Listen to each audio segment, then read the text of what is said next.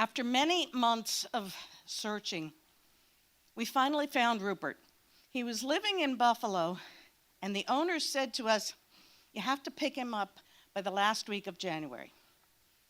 Trying to find a weekend where there is no snow here or in Buffalo in December and January is almost impossible. So we got to the last weekend of January, and there was no snow in the forecast in either place. So we're off. Saturday morning, we left and arrived in Buffalo in the afternoon, and Rupert was there. The owners had him all cleaned up, ready to go. And we'd all decided and planned that we would stay the night and get to know Rupert and let him get to know us before we left. So that evening, it was really cold in Buffalo, single-digit cold. And when we got up the next morning, we started packing, and Rupert was having second thoughts. And so we talked to the owners, and they said, "Don't worry, we'll help Rupert. He's just a little stiff.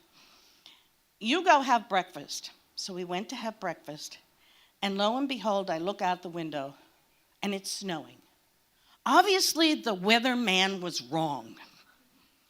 And we quickly got done our breakfast and started to head out to Rupert, and it was not just flurries. This was a full force Buffalo Lake effect snowstorm.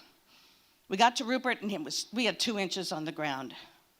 He was ready to go, but I said, "I'm not so sure we should go." It was one of those should I stay or should I go moments.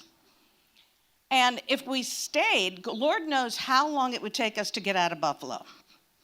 And if we left, maybe we could run the storm out. So we decided to leave. Everyone said their goodbyes. I was the driver, and it was such a treacherous ride. We used our GPS.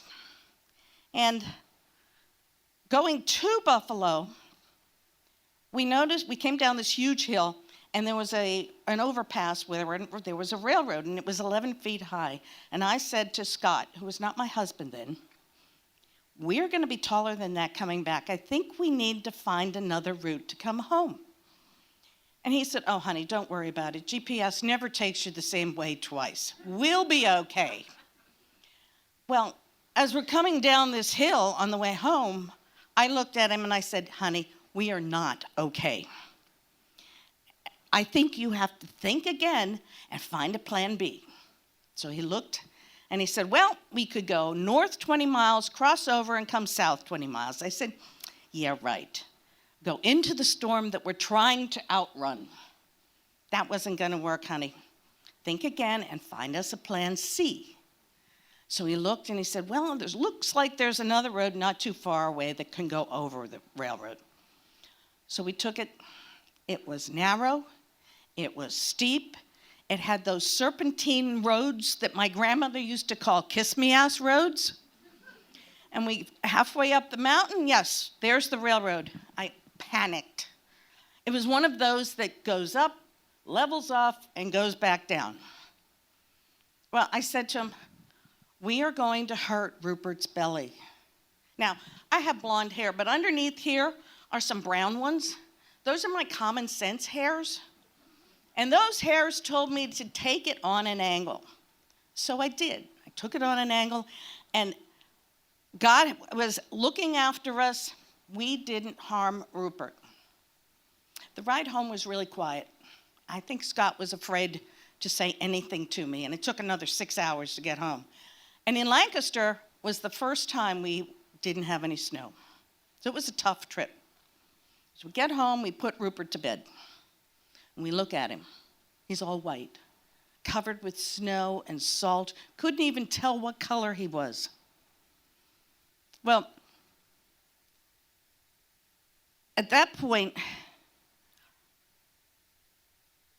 he has now recovered, and he's at home, safe, and we bought a little buddy that he tags along behind him. And I don't know if you realize, have you figured out that Rupert is a massive 40-foot diesel pusher motorhome? And his little buddy is a Mini Cooper. And in order to honor Rupert's shit show of a ride home and the discrepancy in their heights, we named the Cooper Rupert's Dingleberry.